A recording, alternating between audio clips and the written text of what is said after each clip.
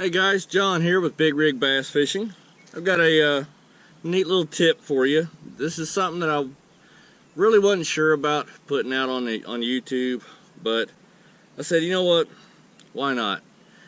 It may help some of my subscribers out and maybe some other young angler just learning. But this is a little swim bait tip for you. Hold on, we got a car. But anyways, this is utilizing a pop rivet and a number 2 treble hook on a 4-inch, I think this might be like a 4.5 Rage swimmer. You use Kitech, whatever you want. But what you do is, this one here is kind of mangled. I've been fishing with it, caught a few fish on it. I'd already done this intro once, but I didn't realize that the camera lens was all jacked up, so I'm having to redo it. But anyways, you take a pop rivet, you take the sleeve from a pop rivet, and you slide it up on the bottom side of your swim bait, right like so. You got to be careful that you don't put it in there in too steep of an angle. Excuse me, my allergies are acting up. To where it'll make the head of your swim bait want to tilt up like this. You got to be careful about that because that'll cause the swim bait to rise while you're reeling it in. You don't want that. Got another car.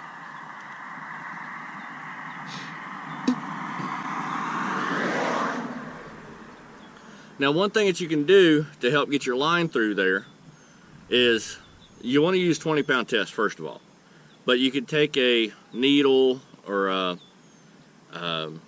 another hook, you know, a large like worm hook, like a straight shank, like a trocar or something, and thread it down through here to the bottom of the little hook slot on the bait, and then you can put your pop rivet sleeve in, and then just take your line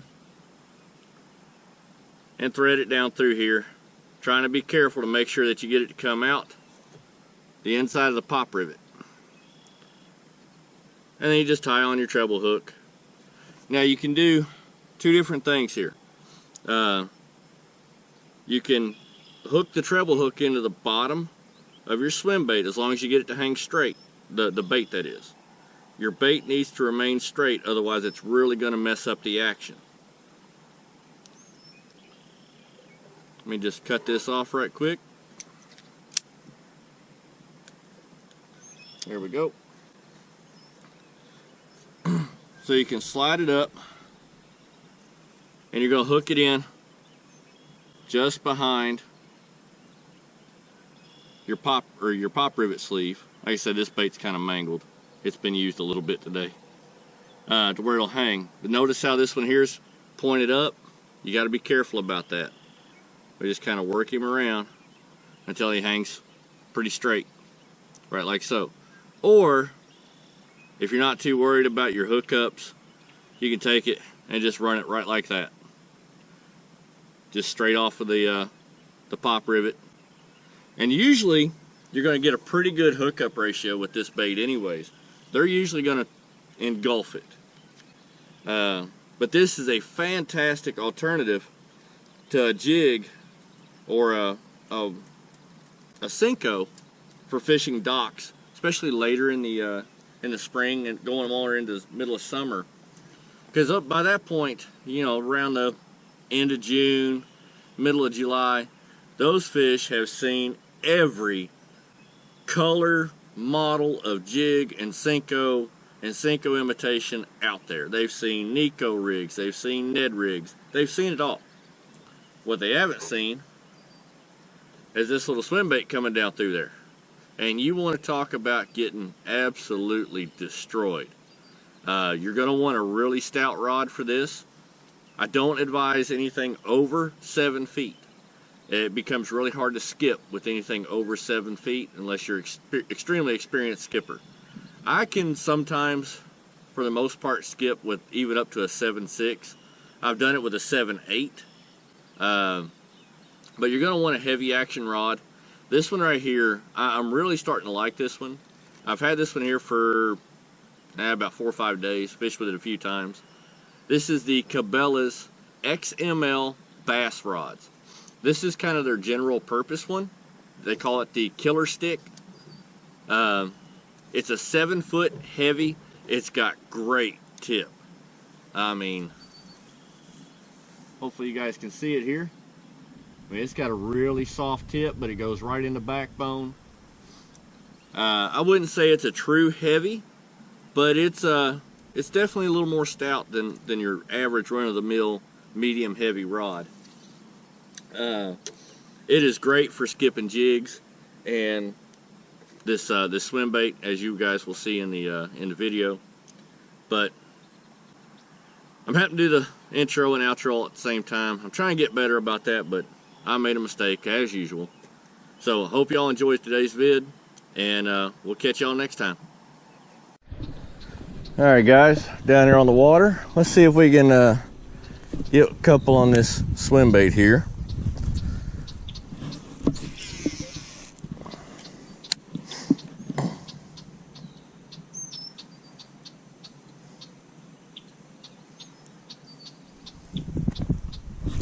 There's one.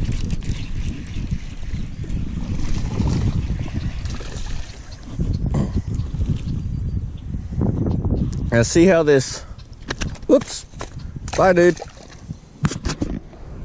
I'll clean that water off. All right, now see how that swim bait with that sleeve in there, it just rides right up and down the line.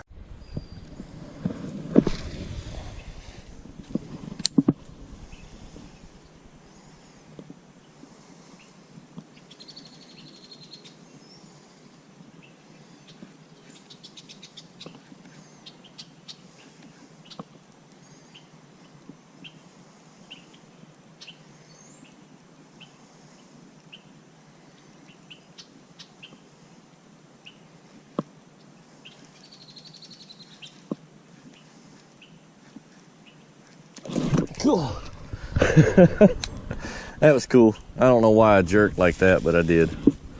He did not like that swim bait coming through there. And that was only about a 10-incher too. Got him. Oh, he come off.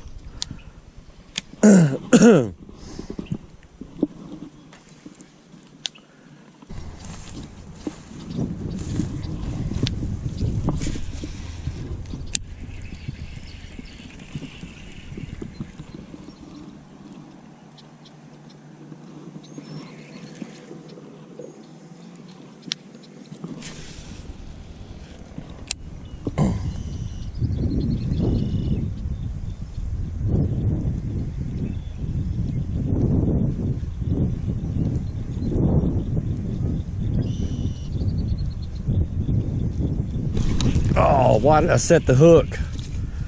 That was stupid. Why did I set the hook? Oh, I'm a moron. Sorry about that, guys. I knew better than to do that.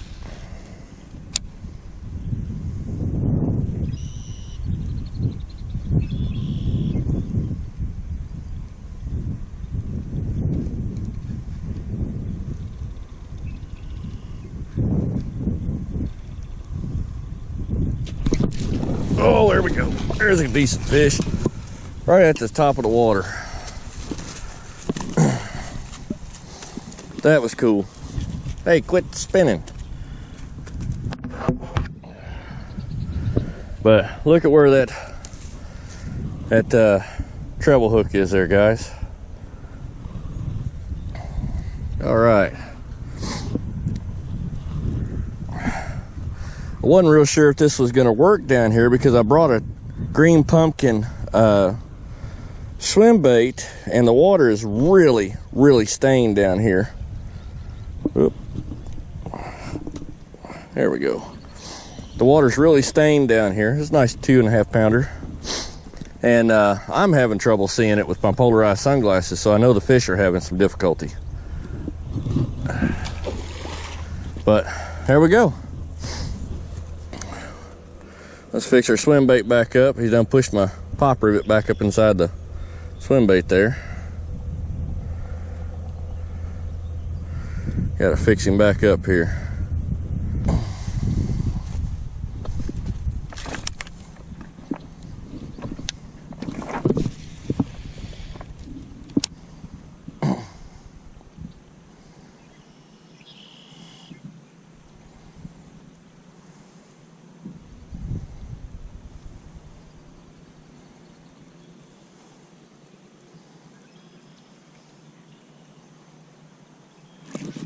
There's another one.